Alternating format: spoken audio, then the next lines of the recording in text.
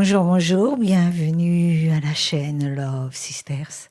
Nous avons le plaisir de recevoir un artiste très particulier aujourd'hui qui s'appelle SB Ken, mais son nom d'artiste est... Sangra. Alors, comment ça s'écrit Sangra? S-A-N-G-A-R. J'ai pensé à l'alcool. Sangra. Oui, il y a un nom qui... Sangria. Voilà, Sangria. Donc, il ne manquait plus que le I. On l'a bu. Dis-moi, donc, écoute, Sangria, tu es d'abord auteur, compositeur, et tu fais aussi quelques reprises, ce qui est normal comme un chanteur. Hein, donc, tu as déjà un auteur-compositeur. Donc, je voudrais que tu me donnes un petit peu tes influences musicales, bien que je m'en doute en te regardant. Hein. Ouais, bonjour, merci de me recevoir aujourd'hui sur le plateau de Love Sister. Et toute mon équipe vous remercie. Et donc, pour vous répondre, mes influences musicales, c'est plutôt le gypsy, que je veux amener sur plus des instrus éclectiques, échanger un peu et en enlevant un peu les guitares pour partir sur des horizons différents et puis essayer de produire quelque chose de nouveau. Quand tu enlèves les guitares, ça veut dire que tu prends un peu d'électro? Voilà, ouais, un peu sur tout style de musique. Et j'essaie de poser les voix gypsy et de voir ce que ça peut faire. Et... Parce que tout à l'heure, on va avoir la chance de t'entendre. Hein. Voilà. Oui. Et je voudrais savoir, donc, même pas savoir, parce que je m'en doute, je pense que tu as été bercé dans, Oui, dans la danse, dans le chant. Et est-ce que tu penses que tu étais déjà bercé dans le fond de ta mère? Non, je ne pense pas. C'est venu après, parce que je suis issu d'un quartier de Montpellier, de la communauté gypsy. Je ne suis pas gypsy, mais j'ai grandi avec les gypsies et ils m'ont amené beaucoup de valeurs, beaucoup de principes. Et d'où me vient cette façon de chanter et que j'ai gardé, qu'on a fait des soirées, on a chanté lors de regroupements et ça m'est resté. De toute façon, il ne faut pas se cacher la vérité. Les gypsies, donc le gitan par lui-même, hein, très, très souvent, c'est partager, donne, par rapport à la normalité du chanteur qui est très égocentrique. Hein. Oh. Tu es d'accord avec moi? Oh, bien sûr. Et donc là, tu as appris avec eux tout jeune. Alors vers quel âge? Très jeune. Pour devenir copains quand même. Très jeune, hein, c'est-à-dire on a grandi ensemble au quartier. Et puis très jeune, très petit, les guitares sont sorties. Mais ça ne nous dit rien, très jeune. Très jeune, c'est des 10, 11, 12 ans. Voilà. Tout ça, donc on a grandi comme ça. Tu savais déjà jouer de la guitare? Non, la guitare, vu que j'ai eu de bons guitaristes auprès de moi, qui sont vraiment connus à l'heure d'aujourd'hui. Donc Kema Bayardo, qui est le soliste de Kenji Girac, les Gypsy Kings avec qui j'ai grandi, Paco de Plata, le petit-fils de Manita de Plata. On connaît tout le monde, nous. Voilà. Franck Marcoux, que vous avez déjà rencontré. Oh, bah, on connaît plus ce qu'on est, alors. Donc, on se connaît à peu près tous. Et on a tous plus ou moins grandi tous ensemble. On se connaît depuis tout petit. Donc, c'est arrivé de jouer, de chanter, de jouer tous ensemble et de faire des soirées dans certains établissements. Et puis, par la suite, on a pris tous des chemins différents, moi professionnellement. Mais vaut mieux. Et eux sont restés plus dans la musique et ils sont devenus des artistes. Mais ça ne nous empêche pas de nous retrouver de temps en temps lors de mariage, lors d'anniversaire, lors de baptême ou carrément à la cité, même si j'y habite plus, et de continuer à chanter, et de se faire plaisir et de collaborer ensemble sur certaines musiques. Mais quelle idée, tout d'un coup, en travaillant avec eux, donc c'était quand même là des covers avec eux, etc., etc. Lorsque tu as pensé à devenir auteur-compositeur? Alors c'est arrivé il y a 3 ans. Il y a 3 ans. C'est tard, hein, quand même. Hein. Il y a 3 ans. Tu t'es affirmé il y a 3 ans. Est-ce que c'est à la suite d'un choc? C'est à la suite d'un mini-choc, parce qu'on va dire que ça m'a servi d'exutoire. Et voilà. Ça m'a servi de la musique, m'a servi d'exutoire. Un choc triste. Et voilà, triste. Et puis un ami, mon collaborateur qui n'a pas pu être là aujourd'hui parce qu'il est sur Paris. On lui fait un coucou, tu donnes son nom. Voilà, j'ai dédicace à Vince, sans lui je ne serais pas à Sangra et je ne serais pas là aujourd'hui. Il continue, il fait tout ce qu'il peut pour que Sangra devienne quelque chose et il veut que je fasse de belles choses. Donc c'est devenu un très bon ami. C'est une grande générosité. Hein. Voilà, et il avait entendu ma voix lors d'un regroupement et il m'a dit Seb, il y a quelque chose à faire avec toi.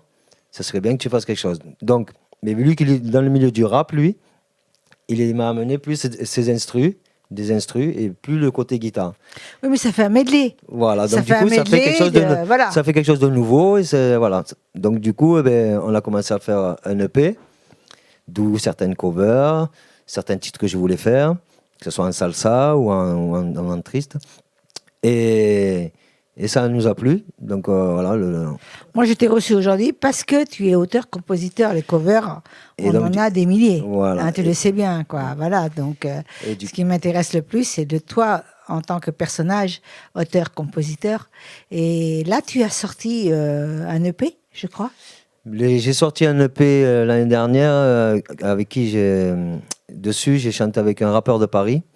Parce que lors de mon premier EP, je suis monté enregistrer au studio Black Sound à Paris. J'ai fait de très belles rencontres musicales, dont ce jeune homme, avec qui maintenant on est très liés. Et on a fait un EP. C'était un rappeur. J'ai amené le côté gypsy sur le rap. Je vous offrirai le CD. J'aime bien les cadeaux. Ainsi que mon premier CD seul. Le deuxième avec Chopper. Il s'appelle Chopper. Petite dédicace à Chopper. Et sur des instrus que Dom VG, que je remercie aussi. Et puis, donc, du coup, on a fait un EP. Et là, lors d'aujourd'hui, je repars sur un EP seul. D'où le titre Sola, que tout le monde connaît sur les sites internet. YouTube, je suppose. YouTube, oui. Ou sur ma page. T'as une chaîne YouTube qui s'appelle Sangra. Pas Sangria, hein. Non, ne trompez pas, les amis. Hein.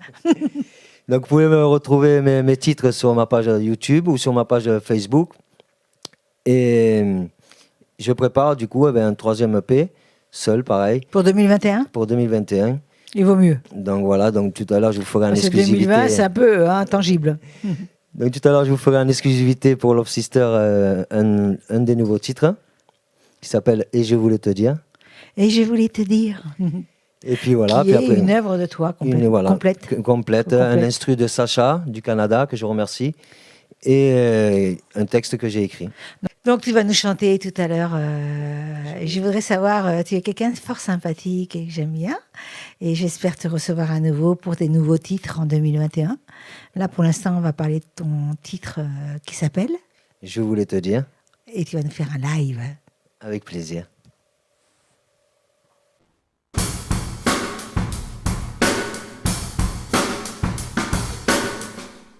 En exclusivité pour Love Sister.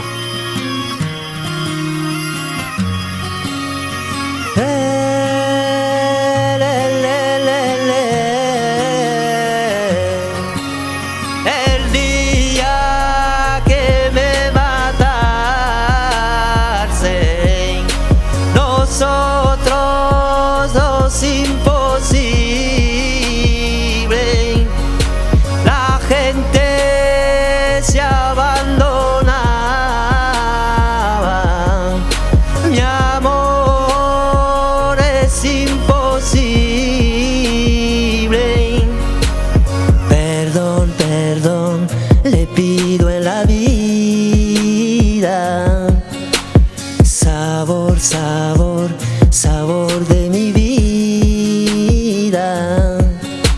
Dime por qué te vas.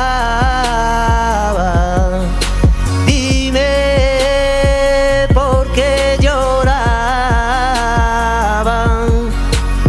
Et je voulais te dire. Et je voulais te dire.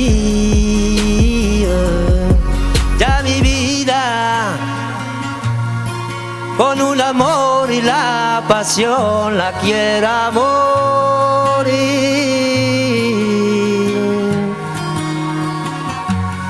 Et je voulais te dire, et je voulais te dire, Lola, Lola, Lola, Lola, Lola, Lola, Lola.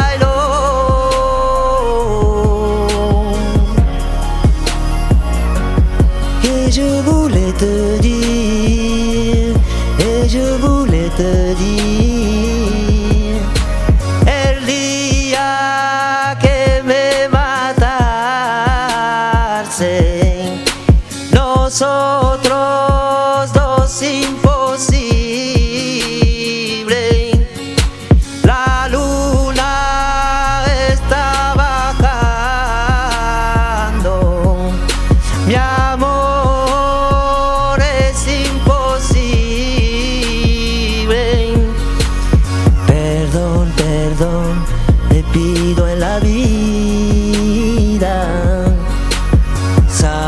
sabor, sabor de mi vida.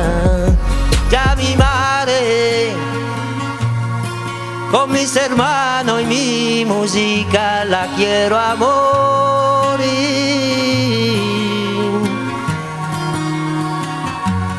Et je voulais te dire, et je voulais te dire, Lola, Lola, Lola, Lola, Lola, Lola, Lola, Lola.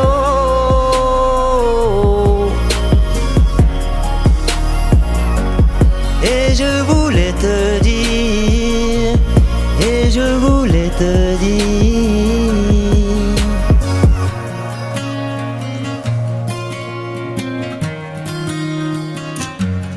Ti amo.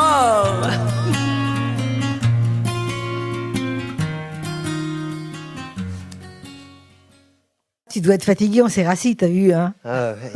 Ouais, j'espère que ça vous a fait Ah, mais plaisir. tu as chanté merveilleusement bien. Donc, Merci, donne-moi merci. le nom de ton réseau social, Facebook, je suppose. Alors, j'ai ma page Facebook Sebken, pour tout le monde, pour tous ceux qui me connaissent et ceux qui ne me connaissent pas. Sinon, j'ai ma page professionnelle Sangra.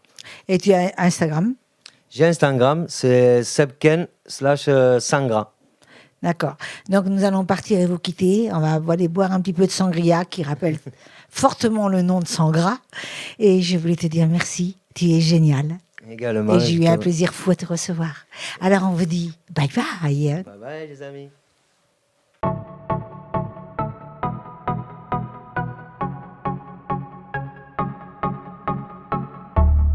Et nous continuons notre émission avec une créatrice qui est tout d'abord une artiste qui s'appelle, je vais le dire dans l'accent du Nord, qui s'appelle Hélène Manon, mais elle va me le dire dans l'accent du Sud. Hélène Manin. Voilà. Voilà. Là, tout le monde a bien compris quand même, hein, je pense. Donc, créatrice tant femme. Voilà. Explique-moi. Alors, j'ai eu un parcours assez éclectique. J'ai fait pas mal de choses. Comme tu dis, j'ai commencé en tant que comédienne pendant plusieurs années à Paris. Et pour te résumer, ça serait très long. Sinon, je suis descendue à Montpellier. Là, j'ai commencé à me former au massage bien-être. Donc là, ça a été mon premier pas dans le domaine du bien-être. Donc, tu masses. Voilà, je suis masseuse, je suis certifiée. J'ai un certificat de sensitive Gestalt massage qui est Tu aurais dû me le dire, Hélène, hein, j'en aurais mis une table de massage. Je me serais mis à poil et tu m'aurais massé. La prochaine fois. Donc voilà, j'ai commencé, disons que ça a été mon premier pas dans le domaine du bien-être, de l'accompagnement.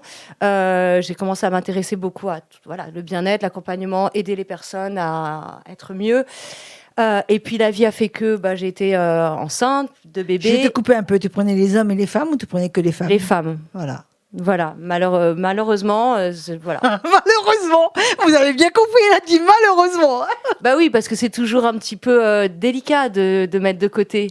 Bah oui. Mais voilà, j'accueillais chez moi, j'ai travaillé aussi en thalasso, mais c'est vrai que d'accueillir chez soi des hommes, malheureusement, c'est pour ne pas mettre tous les hommes dans le même sac, on va dire, que je dis ça. Mais tu as raison. Et donc après, tu as eu une grossesse. Voilà, 2 enfants, je les ai fait. Coup sur coup. Voilà, j'ai enchaîné, c'était une volonté. Hein, Je te dirais que tu n'as pas eu tort. Hein.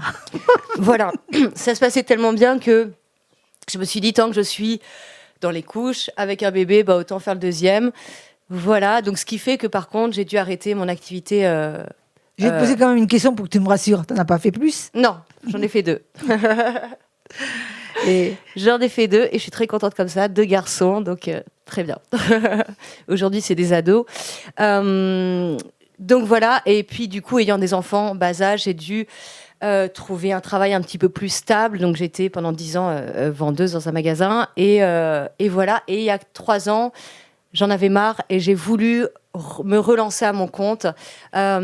En tant que masseuse au départ, et puis finalement j'ai eu l'occasion de me lancer en partenariat avec une marque de produits de soins, beauté bien-être, et c'est là que je me suis relancée là-dedans, dans le conseil aux femmes, dans l'accompagnement des femmes au niveau de leur bien-être, de leur beauté, voilà, de tout ça. Donc ton influence a été, si on peut dire, parce que je n'ai pas demandé qu'est-ce qui t'a influencé, je pense que c'est tes enfants qui ont grandi. Oui, mon influence aussi, c'est moi-même en fait, en tant que femme, en tant que qu'humaine, on va dire aussi. J'ai énormément souffert de stress, d'anxiété, de choses comme ça. Je n'ai eu aucune aide, aucun conseil, rien du tout par le biais médical. Et donc, voilà, ça me parle d'aider les femmes à être mieux, à se sentir mieux, à ne pas s'oublier. Parce que aussi, c'est vrai, le fait d'être maman, on voit vite que même si on a envie de penser à soi, on s'oublie rapidement. Et Puis le quotidien aussi fait que c'est ça, voilà. c'est robotisé quand même. Hein. C'est ça. Quand on a 2 bébés, oui. Tu dois être parfaite, tu dois, voilà, l'éducation, etc. Mais tu t'es mis de côté. Voilà, en fait, tu crois que tu dois être parfaite parce que finalement, bon, après, c'est un peu la société qui veut Non, ça. mais personne n'est parfait. Voilà, oui, on le sait bien maintenant. On a compris. Et donc là, tu es créatrice temps femme. Voilà, donc c'est le nom en fait de mon entreprise pour donner un nom et je voulais un nom qui soit facile, parlant et bon, c'est le prendre du temps, se donner le temps pour les femmes exclusivement. Donc tu le fais à domicile ou tu le fais chez toi? Ou tu es un commerce? Alors je le fais en ligne en fait. Je suis Tu peux pas masser en ligne? Comment? Tu peux pas masser en ligne? Ah non, alors pour le massage, ça j'ai mis, alors je suis toujours masseuse, mais j'ai mis un peu de côté pour me consacrer à cette activité de conseillère bien-être en fait. Et du coup, je le fais essentiellement en ligne parce qu'en fait, finalement, je touche des femmes sur toute la France. Voilà, et puis maintenant, aujourd'hui, on a énormément de moyens, si ce n'est même juste le téléphone, mais on a énormément de moyens pour accompagner des personnes en ligne. Donc voilà. Qui sont dans un mal-être alors? Ou dans un réel mal-être, ou dans un besoin de perdre du poids, tout simplement, ou des petits mots du quotidien qu'elles ont envie d'améliorer, voilà. Je vais te poser une question. Est-ce que tu travailles avec des personnes qui sont spécialistes, nutritionnistes, etc. Alors oui, parfois j'ai des partenariats avec des nutritionnistes, par exemple, pour faire des e-books d'alimentation, parce que quand j'accompagne une personne, je vais lui proposer en général un programme, une cure, voilà, des choses comme ça, avec par exemple des compléments alimentaires, et je vais l'accompagner et je vais notamment lui envoyer des e-books par rapport à l'alimentation pour l'aider à ce niveau-là. Et comme moi, je ne suis pas nutritionniste, je vais m'aider de personnes qui sont plus spécialisées, même si je m'y connais quand même pas mal, mais voilà, je ne suis pas non plus nutritionniste, donc c'est important de... Autre question indiscrète. D'accord. Autre question indiscrète. Est-ce que tu gagnes ta vie avec ce... Alors, je gagne pas métier? encore très très bien ma vie, mais c'est encore dans les débuts. Enfin, là, ça fait... en fait, j'ai recommencé à zéro, on va dire, il y a 1 an et demi à peu près. J'avais commencé avec une autre marque il y a 3 ans. Et j'ai pas voulu poursuivre avec cette marque parce qu'avec l'expérience, je me suis rendu compte que il y avait des choses qui me manquaient pour accompagner correctement, parce que les produits, les compléments, les soins, c'est des choses pour soutenir, pour aider mes clientes. Et si jamais il n'y a pas tout ce dont j'ai besoin pour aider mes clientes, voilà. Et j'ai besoin aussi d'une marque qui offre des avantages aux clients, des choses comme ça. D'accord. Et donc j'ai laissé tomber la première marque et je me suis lancée avec une nouvelle marque. Et du coup, il y a 1 an et demi, donc j'ai recommencé un petit peu à zéro. Donc, je ne suis pas encore très riche, mais c'est en bonne voie et voilà. Une autre question. Oui. Quand tu parles de compléments, est-ce que tu as un labo qui te fournit ou c'est toi qui envoies les compléments ou tu conseilles les compléments? Alors, oui, c'est un labo, c'est une marque fournisseur en fait. J'ai une marque fournisseur qui font tout sur leur site de fabrication et qui envoient directement à mes clientes. Ouais, Donc je n'ai pas de stock chez moi au risque d'en jeter. Mais c'est mieux. Voilà, c'est beaucoup mieux. mieux. Par contre, j'aimerais savoir autre chose. C'est est-ce que tu touches un petit peu d'argent, parce que vu que c'est dur et c'est pas facile, normalement le labo doit te donner un pourcentage. Ah bien sûr, c'est ce qui se passe. Voilà, oui, bien c'est entendu. Très bien. Oui. C'est très très bien. C'est une très bonne idée. Je pense que c'est un avenir. Ce travail. Oui. 2021, quel est ton projet? continuer. Je suis d'ailleurs très contente que tu soulèves que c'est un métier d'avenir parce que vraiment, déjà, le fait que c'est en ligne voilà, c'est vraiment un métier d'avenir. La marque en elle-même est complètement en pleine évolution je souhaite continuer sur cette voie, continuer à toucher le plus de femmes possible, continuer à développer aussi ce projet que j'ai commencé autour de la ménopause, préménopause, parce que je me suis rendu compte qu'il y a beaucoup de femmes qui sont en difficulté par rapport à cette période, qui n'ont pas de réponse dans le milieu, là aussi, médical, sans Parle-moi vouloir... un petit peu plus de la ménopause. Comment ? Parle-moi un petit peu plus de la ménopause. Je pense que là, il y a un potentiel, parce que tourner une page, ça va très vite. Alors, il y a beaucoup de choses. Il y a beaucoup de choses qui se passent. Donc déjà, il y a la ménopause, c'est quand, pour rappeler un tout petit peu, c'est quand une femme, depuis 1 an, n'a plus de cycle. Du coup, clairement, ne peut plus faire d'enfant. Si en tout cas, voilà, il n'y a plus du tout de possibilité. Mais la ménopause est précédée de quelques années, et ça dépend. Toutes les femmes sont toutes différentes par rapport à ça, de quelques années de préménopause où ça va se préparer. Et là, c'est un bouleversement hormonal. On a, quand on est en période de fécondité et quand on a des cycles, on a des hormones qui sont la progestérone, les oestrogènes, qui sont sécrétés pour que tout simplement on puisse faire des bébés si on le souhaite, être enceinte et tout ça. Et ces 2 hormones leurs taux vont chuter et de façon irrégulière, un petit peu, voilà. Et du coup, pendant quelques années, avant la ménopause, c'est ça qui se passe et du coup, l'organisme est complètement déséquilibré, ne fonctionne plus totalement de la même façon. Non. Le métabolisme ralentit. C'est pour ça que les femmes sont étonnées. Parfois, elles me disent je ne change rien et je prends du poids. Oui, mais en fait, c'est parce que ton métabolisme est ralenti. Mais c'est sûr que si personne te le dit, tu peux pas le découvrir. Enfin, voilà, tu ne le sais pas. Et en plus, c'est vicieux. Si en plus tu manges bien, t'es tranquille, tu te dis bon voilà, je prends soin de moi, mais tu grossis quand même parce que il se passe quelque chose en dehors de ce que tu connaissais. Il y a un potentiel énorme. Sauf que ce qu'il faudrait préciser, c'est que chez l'homme, il y a l'andropause. Donc, je pense que tu devrais t'occuper aussi de l'andropause. Alors moi, je me consacre aux femmes puisque je suis une femme. On verra par la suite, j'en sais rien. Mais ils ont besoin de nous, tu sais. Mais en tout cas, ce qui est intéressant, c'est qu'on dit souvent les hommes, ils ont rien, ils ont de la chance, ils n'ont pas la ménopause.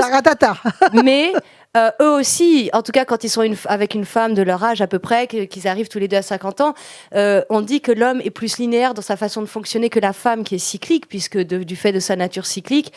Et souvent, l'homme, arrivé vers 50 ans à peu près, en tout cas, c'est des moyennes, c'est ce qu'on voit, prend conscience un petit peu soudainement du temps qui passe, du temps qui est passé, peut-être de ce qu'ils n'ont pas réalisé, et du coup ils peuvent aussi vivre un certain mal-être, et c'est parfois justement la ménopause ou la préménopause de leur femme qui leur fait prendre conscience de tout ça.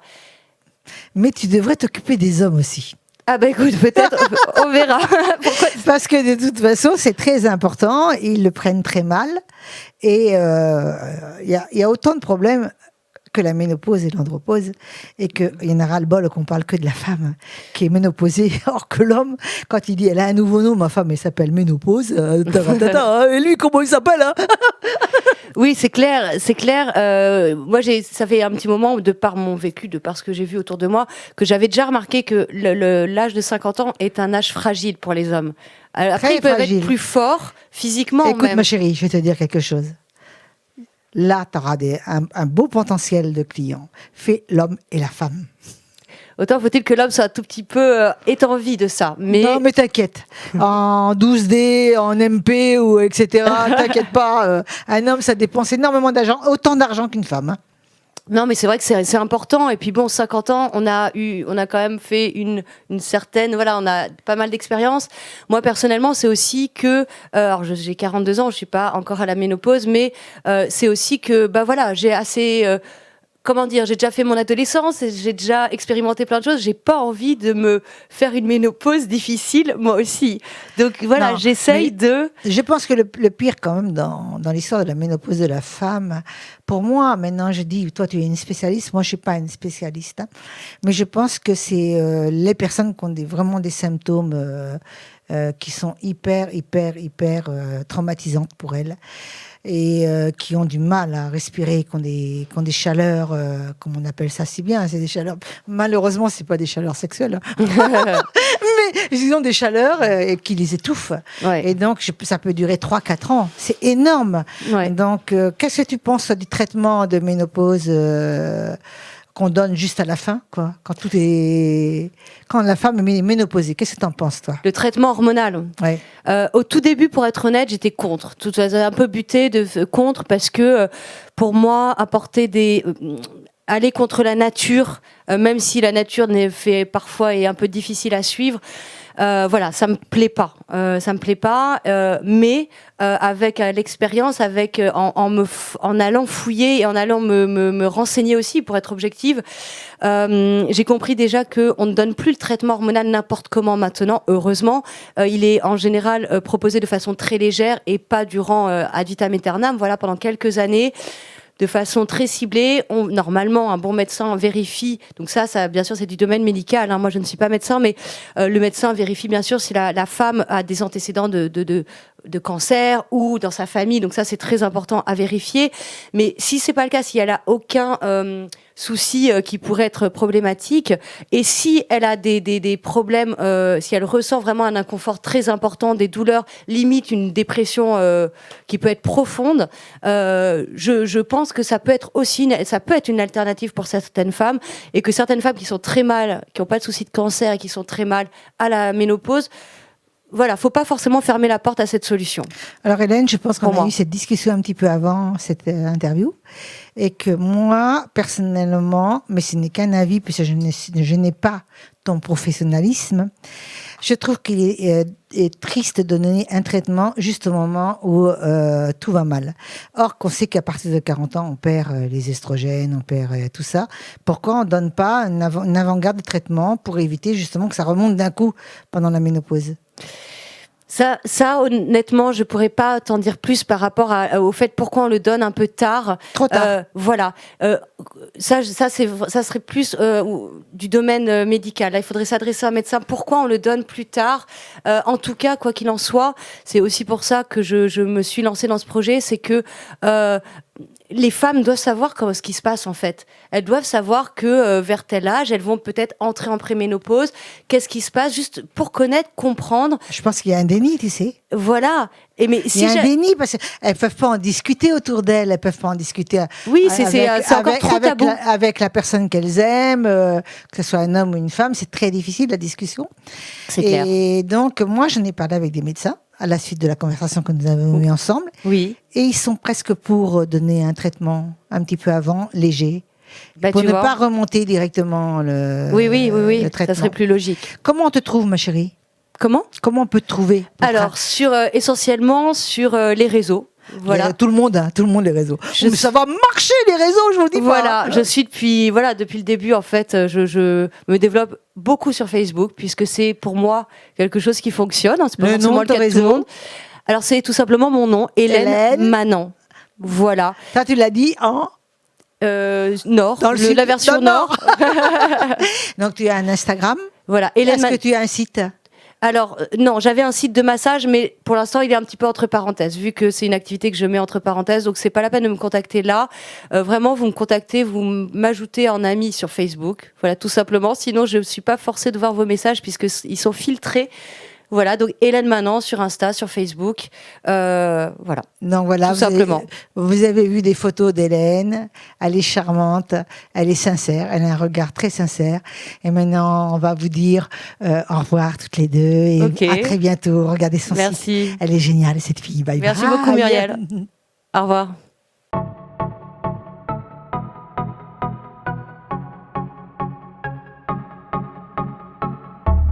Nous arrivons à la fin de ces coups de cœur pour une troisième artiste qui s'appelle Audrina Bel-Sima. Audrina, bonjour. Bonjour. Donc, je suis très heureuse de te recevoir. Merci de me recevoir. Et donc, on va parler un petit peu de ton parcours. Tu es danseuse professionnelle. C'est ça. Et dans l'oriental. Voilà, je pratique la danse orientale. J'enseigne cette danse donc, depuis plus de 15 ans maintenant. Donc c'est vraiment ma formation de base. Et j'ai créé une troupe de danse qui s'appelle justement Bellissima. compagnie Bellissima. La troupe, c'est pas une école, c'est une troupe. C'est une troupe, ouais. Il y a D'accord. aussi une école, mais il y a D'accord. une troupe professionnelle. Tu as et- travaillé à l'école aussi, Oui, comme prof. oui, tout à D'accord. fait. Et donc, ton parcours de danseuse, tu peux m'en parler un petit peu, de prof de Oui, danse? tout à fait. Alors j'ai commencé toute petite, toute bébé, puisque ma maman était prof de danse orientale. Si je comprends bien, tu as été bercée dans la danse. Exactement. Est-ce que tu te rappelles, si tu peux pas t'en souvenir de ça, c'est pas possible, Ah, ou alors si peut-être. tu te rappelles, je serais super contente. Est-ce que quand tu étais bébé, ça veut dire fœtus de 9 mois, est-ce que tu étais déjà dans la danse? C'est une bonne question. C'est une bonne Alors, question. effectivement, je peux pas m'en souvenir, mais je pense que ma mère a dû beaucoup danser et beaucoup fait de musique également. Et je pense que quelque part, on entend, on ressent, On ressent, on et entend. ça s'ancre quand même en nous. Voilà, exactement. Ensuite, tu as voulu un petit peu faire plus de choses. En tant qu'artiste, tu as voulu aller au-delà. Oui, Et tout à donc, fait. j'aimerais connaître ce que tu fais. Oui. Donc, tout simplement, j'ai eu une espèce de révélation il n'y a pas si longtemps que ça doit faire 1 an. Et je me suis remise à faire beaucoup de piano. Donc, j'avais fait du piano petite. Et puis, bon, j'avais un piano à la maison, mais j'en faisais pas particulièrement. Je faisais plutôt du violon et je donne aussi des cours de percu. Donc voilà, j'avais déjà 2 instruments. Et puis d'un coup, le piano m'a appelée. Période un petit peu compliquée de ma vie et j'ai commencé à faire 7 heures de piano par jour, tous les jours. Et Il y a 1 an, c'est ça? il y a 1 an, ouais. D'accord. Et du coup, j'ai commencé à composer surtout. Et en 1 mois et demi, j'ai sorti une 20aine de morceaux. Et je me suis dit, bah, c'est parti, je vais faire mon album. Donc, tu es compositeur. Voilà, exactement. Non, et donc, je crois que tout à l'heure, on va avoir le plaisir de te voir jouer Oui, une de tes œuvres. voilà, tout Hein? à fait. Et tu es à la SACEM. Oui. Tu es à la SACEM. Ouais. Et là, tu as pris un nouvel horizon, tu as gardé le Ah. contexte de la danse Alors, orientale. je suis obligée de garder la danse, c'est vraiment T'es toujours mon professeur? métier. Oui, je suis toujours professeur, donc ça, je le garde. Après, j'ai envie vraiment de faire un pont entre ces 2 passions. De toute façon, la danse, on le sait, ça naît de C'est la éphémère, musique. ouais. Oui, puis ça naît surtout de la musique. Donc, si je peux être en deçà de la danse et créer les propres musiques pour ensuite inspirer mes nouveaux spectacles de danse. Alors, je pourrais pas tout faire, hein, je pourrais pas danser et faire du piano, mais voilà, peut-être. Mais je pense un petit tour que d'horizon. dans tes musiques, tu te bases beaucoup sur des... Tu es très attiré par les musiques de films. Oui, et c'est pareil dans la danse en fait, parce que je fais de la danse orientale, mais assez moderne, et j'utilise énormément de musique de film déjà dans la danse. Donc Et forcément. c'est toi qui fais ça. des compositions dans la danse orientale quand tu fais tes spectacles, Alors je fais les chorégraphies et la mise en scène. mais ouais. pas les musiques. Les musiques, alors je fais des montages musique, mais à partir de sons qui existent déjà. D'accord. Mais bon. C'était complètement capable, hein? Ah ben là ça y est, je me lance, mais j'attends d'enregistrer mon album. Et puis, Qui sortira? alors, je commence à enregistrer demain, et si tout va bien, début 2021, l'album Il sera prêt. sortira. Ouais. Tu n'as pas encore le titre de son album. Oui, bien sûr. Vas-y. Donc, l'album s'intitule Feelings, et donc on est vachement sur le ressenti et les émotions diverses. Et au-delà de ça, il y a une petite chronologie en fait dans l'album, puisque je pourrais dire que c'est du développement personnel musical. C'est-à-dire que au fil du temps, dans l'album, on part... d'ailleurs, la première musique s'appelle Peraspera, ça veut dire des sentiers battus. Et la dernière musique, c'est Ad Astra, jusqu'aux étoiles. Donc on part du fond et on monte vers la lumière. Donc c'est un peu voilà, une thérapie musicale. Et quand tu as pensé à faire reprendre le piano il y a 1 an, Mhm. est-ce qu'il y a eu un déclencheur? Oui. Est-ce que c'est indiscret de te demander lequel? Non, je peux répondre. Je pense que j'étais... parce que j'avais un autre boulot à côté de la danse. Je faisais... Alimentaire? ouais, je faisais de l'immobilier. Donc rien à voir. Et donc je travaillais 7 sur 7, C'est un H24. honneur pour toi, tu sais. Pardon ? D'avoir un autre travail alimentaire, c'est un honneur pour toi. Oui, bien sûr, mais j'avais l'impression de passer à côté de certaines choses pour lesquelles j'étais faite. Et à un moment donné, il a fallu que je lâche et que je me dise, allez, je vais me réaliser pleinement dans ce pourquoi je pense être faite. Et voilà, donc c'était un petit, peut-être une sorte de burn-out qui m'a plongée dans l'univers musical. Et finalement, on peut faire de nos faiblesses une grande force, et c'est ce que j'aimerais exprimer à travers mes compositions. Tout à l'heure, quand on va te voir en live, on va découvrir ce qu'est le burn-out chez toi. Voilà. Et donc, on va écouter un peu de live. Oui, hein, d'accord, avec plaisir. De ta composition. Oui.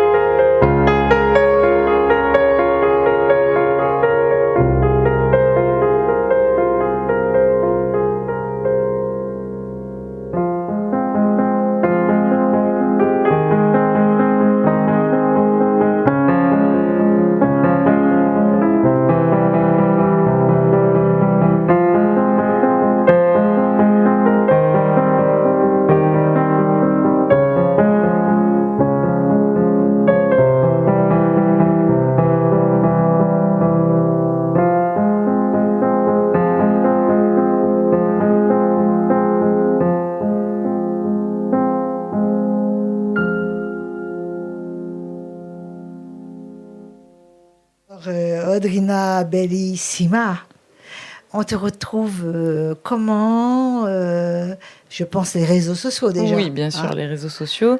Et aussi une chaîne YouTube. Donc, je vais commencer. Mon Insta, c'est Audrina, donc AUDR2ENA. -8 officiel, voilà, Audrina -8 officiel. Facebook, Audrina Bellissima, donc le nom de la compagnie de danse. Belly avec un Y, B-E-2-L-Y, 2-S-I-M-A. Et puis, chaîne YouTube, voilà, sur laquelle je mets régulièrement des covers de piano, aussi des chorégraphies de danse. Voilà, et prochainement, tes propres compos. Et prochainement, mes propres compos.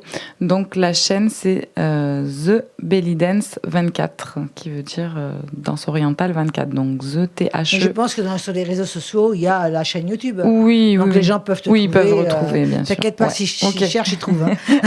Donc, on a eu le plaisir de recevoir Audrina, qui nous a interprété un merveilleux morceau. On a un avant-goût de son album. Et toutes les deux, on va vous dire à très bientôt. Bye bye. Salut. C'est bon.